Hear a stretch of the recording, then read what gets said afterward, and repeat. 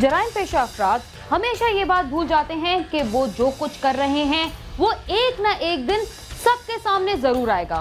किसी भी वारदात के इख्तिताम पर वो इस बात की कोशिश जरूर करते हैं कि अपने जुर्म के हर सबूत को खत्म कर दिया जाए, मगर जल्दबाजी में अपने पीछे वो कोई ना कोई ऐसा सबूत जरूर छोड़ जाते हैं जो उन्हें कानून के शिकंजे से नहीं बचा सकता।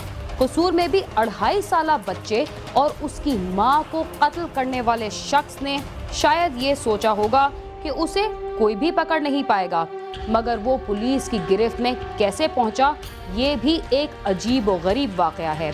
आप ये भी देख सकेंगे कि कराची की खवातीन जराइम के मैदान में मर्दों के शाना बशाना चल रही हैं।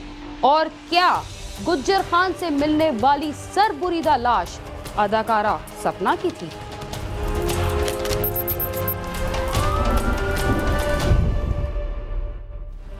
कसूर में 16 फरवरी को खेतों से खातून और 2.5 साला बच्चे की गला कटी लाशें मिली थीं, जिनकी शनाख्त एक मुअम्मा बनी हुई थी। मगर जुर्म कभी नहीं छुपता और कभी ना कभी जरूर सामने आ जाता है। खातून और बच्चे का कातिल कौन था और उन्हें क्यों कत्ल किया गया, हमें बता रहे हैं आमिर शहजाद।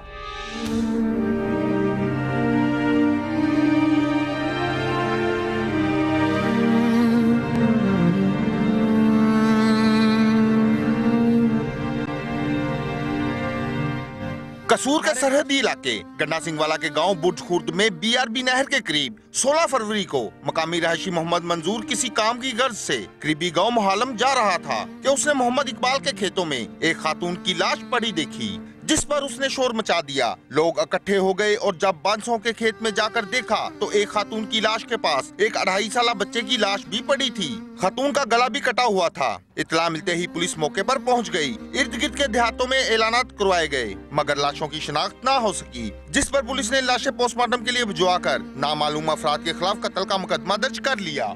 आज से तकरीबन 2.5 माह पहले ये 2 डेड बॉडीज़ मिली थी अनआइडेंटिफाइड। एक औरत की, जवान औरत थी और साथ उसके एक 2 साला बच्चा था और गले कटे हुए थे, बिल्कुल आइडेंटिफाई नहीं हो रही थी। काफ़ी जगह पे आसपास हमने चेक कराया, हॉस्पिटल्स में, मुख्तलिफ इलाकों में, गिरदोनवा के लोगों से, लेकिन आइडेंटिफाई नहीं हो सकी। खेतों से नामालूम खातून और बच्चे की लाशें मिलने पर पूरे इलाके में खौफ और हरास फैल गया था। DPO कसूर ने इस मुकदमे की तफ्तीश के लिए एडिशनल SP अरफानुल्ला खां की निगरानी में खुसूसी पुलिस टीम तश्कील दी और पुलिस ने मकतूलीन की शिनाख्त के लिए अखबारात में इश्तिहार देने के साथ वायरलेस पर मुख्तलिफ अजला में पैगाम भी नशर किया, मगर नतीजा 0 रहा। इस दौरान तफ्तीशी टीम ने खातून के फिंगरप्रिंट्स चेकिंग के लिए नादरा हेड ऑफिस इस्लामाबाद भिजवा दिए, जहां से पुलिस को रिपोर्ट मिली कि फिंगरप्रिंट्स निशात कॉलोनी लाहौर की रहायशी रेहाना आसिफ के हैं। पुलिस ने उस एड्रेस पर राब्ता किया तो रेहाना के वालिदैन ने लाशों की शिनाख्त कर ली, जो रेहाना और उसके बेटे की थी। रेहाना वालिदैन के घर रहने के लिए आई हुई थी, जहां से वो 15 फरवरी को ससुराल जाने के लिए निकली, मगर वहां ना पहुंच सकी और 16 फरवरी को उनकी लाशें मिल गई थी। पुलिस ने कार्रवाई के बाद लाशें वर्सा के हवाले कर दी, जिन्हें मकामी कब्रिस्तान में सुपुर्द खाक कर दिया गया। 2-2.5 माह कबल 16/2/11 को ये बांसों के खेत में बोझिकला रकबा में एक 2 डेड बॉडियाँ मिली। एक बच्चे की 2-2.5 माह का बच्चा था और जवान औरत गले कटे हुए थे। उस पर हमने कानून की रब्ता की कार्रवाई की और उनकी हादसान की तलाश के लिए हर मुमकिन तरीके से कोशिश की। अनाउंस कराया, केबल पर चलवाया, अखबारात में दिया, तो कोई उसकी शिनाख्त ना हो सके। फिर उसके हमने सैंपल पेपर लिए थे और उसकी तस्वीरें वो नादरा ऑफिस के ज़रिए उसका ट्रेस कराया और उसका ID कार्ड मिला, जो लाहौर की रहने वाली थी, निशात कॉलोनी लाहौर। तो उनके पास हम ट्रेस किए, उनसे रब्ता किया।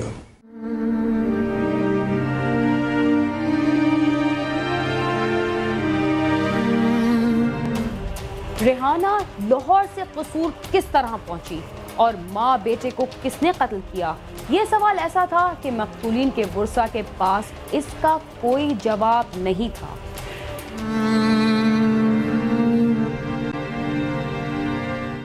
मकतूलीन के वर्सा के बयानात के बाद कि उनकी किसी से कोई दुश्मनी नहीं, रेहाना बेटे के हमरा कसूर कैसे पहुंची, वर्सा के पास इसका भी कोई जवाब नहीं था। बिलाखिर तफ्तीशी टीम को रेहाना के मोबाइल फोन का ख्याल आया। जब मोबाइल फोन का रिकॉर्ड निकलवाया गया तो उससे 15 फरवरी को लाहौर की आबादी गोहावा कालर कॉलोनी बेदिया रोड के रहायशी अबू बकर को कई बार फोन किया गया था। कसूर की पुलिस ने लाहौर में छापा मारकर अबू बकर को गिरफ्तार कर लिया और जब उसे पूछताछ की गई तो वो रेहाना की फोन कॉल से लाइल्मी का इजहार करता रहा। मगर जब पुलिस ने साइंटिफिक तफ्तीश को छोड़कर रवायती तफ्तीश शुरू की तो उसने माँ बेटे के कत्ल का एतराफ कर लिया। कॉल डेट निकलवाई तो लास्ट 15 तारीख तक, जब तक उसका मोबाइल चलता रहा, उस लास्ट दिन पर इसी के नंबर जो थे तो इसको तो लाहौर से पकड़ लाए, इसकी इंटरोगेशन की है। अबू बकर नामी ये सस्पेक्ट ट्रेस हुआ जिसके मुतालिक मशहूर था कि ये इससे ताल्लुकात है। इसको गिरफ़्तार किया गया तो इसने फिर सारी बात का इंकशाफ किया कि ये हुआ मैंने किया। ये लाहौर से इसको लेके आया है ला के बेदियाँ की तरफ से और आके उस मोटरसाइकिल पे, और फिर उसने कहा कि 2-3 जगह मैंने सोची कि इनमें से किसी एक जगह पे जाके इसको कत्ल कर दूं। फिर ये एक सुनसान जगह मिली तो यहाँ उसने कत्ल कर दिया। मुलजम अबू बकर ने पुलिस हिरासत में बताया कि उसके रेहाना के साथ ताल्लुकात थे।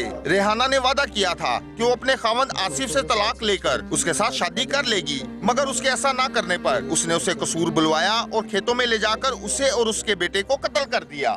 काफ़ी उसने मेरे एतमाद को ठेस पहुंचाई, काफ़ी लड़कों के साथ उसके ताल्लुकात थे, जिसकी वजह से मैंने जज्बात में आकर ये काम किया। मोटरसाइकिल पे बिठाया उसे मैंने वहाँ से भट्टे चौक से, ये कहकर बिठाया कि कसूर जाना है बाबुल्ला शाह के दरबार पे, तो वहाँ पर उसे मैंने धोखे से बिठाया। रास्ते में वो काफ़ी जगह मुझे कहती रही है कि मैंने नहीं जाना, लेकिन उसे एतमाद में लेकर के मैं उसके साथ को बुरा नहीं करूँगा ले आया मैं यहाँ। धोखे के साथ सिर्फ छुरी थी मेरे पास। पहले मैंने उस लड़की को मारा, फिर उसके बच्चे को मारा। जिस तरह मैंने उस लड़की को और उसके बच्चे को कत्ल किया, मुझे भी वैसे कत्ल कर दिया जाए, मैं इसके लिए तैयार हूँ।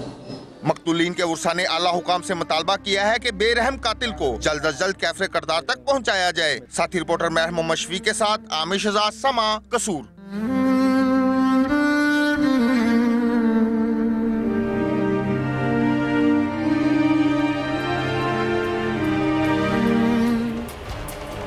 कत्ल होने वाली खातून का कोई कसूर था या नहीं था, मगर ना जाने उस 2.5 साला बच्चे का क्या कसूर था जिसकी गर्दन इंतहाई बेदर्दी से काट दी गई। वक्त हुआ एक मुख्तसर से वक्फे का, आप समा के साथ ही रहिए।